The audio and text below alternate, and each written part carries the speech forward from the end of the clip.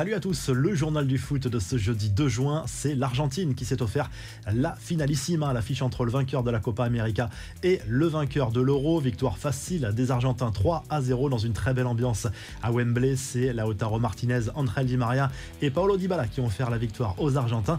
Après le match, Lionel Messi a été interrogé sur les propos de Kylian Mbappé qui avait sous-entendu que les nations européennes étaient supérieures aux nations sud-américaines. Pas de polémique pour Messi qui a tenu à calmer le jeu et expliquer que l'Albi-Céleste n'avait pas forcément besoin de se confronter aux nations européennes pour se préparer pour les grandes compétitions internationales.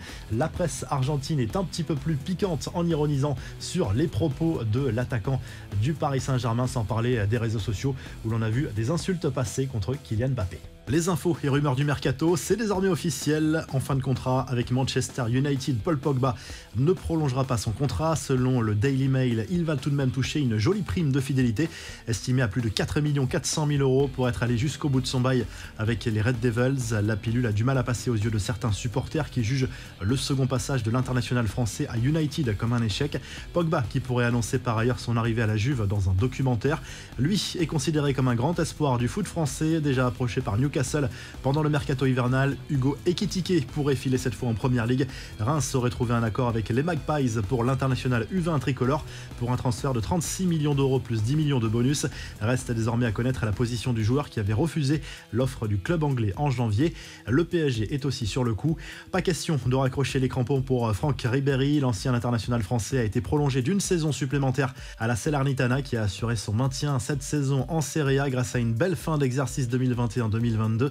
Enfin, Luis Campos n'est pas encore en poste officiellement, mais le Portugais a déjà glissé quelques noms à sa direction. Selon Marca, Arnaud Danjuma pourrait faire l'objet d'une offre. L'attaquant néerlandais de Villarreal plaît aussi à de nombreux clubs anglais. Il s'est fait remarquer surtout en Ligue des Champions cette saison. Le joueur possède une clause libératoire de 45 millions d'euros. Les infos en bref, les Bleus continuent de préparer leur match de Ligue des Nations contre le Danemark vendredi soir au Stade de France. Kylian Mbappé s'est exprimé sur les prochaines échéances des Bleus, mais aussi sur le récent sacre européen de Karim Benzema avec le Real Madrid.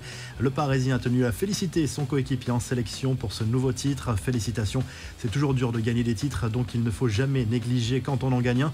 En plus, lui, c'est la 5e fois, donc félicitations à lui, à lâcher le champion du monde. Coup de chapeau à l'équipe de France U17 qui a remporté l'Euro de sa catégorie en dominant les Pays-Bas en finale 2-1.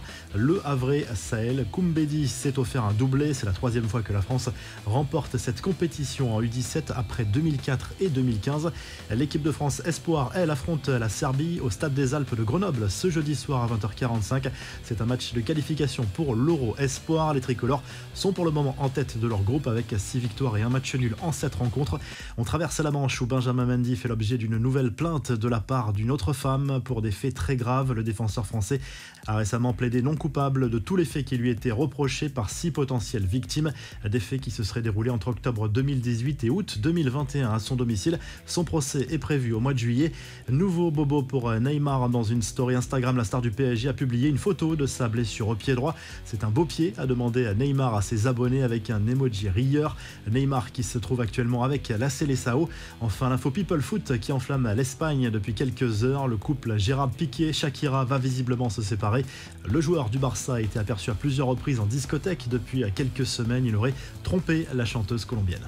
La revue de presse, le journal L'équipe salue la victoire de l'Ukraine en demi-finale des barrages de qualification pour le mondial 2022 à Glasgow. Un succès 3-1 pour les Ukrainiens qui ne sont plus qu'à un match désormais du Qatar et ça se jouera dimanche face au Pays de Galles. En Espagne, le journal AS se penche sur la rencontre entre l'Espagne et le Portugal programmée ce jeudi soir en Ligue des Nations. Une rencontre qui lance déjà le mondial 2022 selon le quotidien espagnol. C'est un match à suivre sur la chaîne L'équipe. Et puis en Espagne, toujours le Mundo Deportivo se penche sur le mercato du Barça à nouveau et la piste Romelu Lukaku étudiée par les dirigeants du Barça, mais plutôt comme un plan B au cas où le Bayern de Munich ne lâcherait pas l'affaire concernant Robert Lewandowski. Le quotidien espagnol qui confirme également l'intérêt de Manchester United pour Frenkie de Jong. Si le journal du foot vous a plu, n'hésitez pas à liker, à vous abonner pour nous retrouver très vite pour un nouveau journal du foot.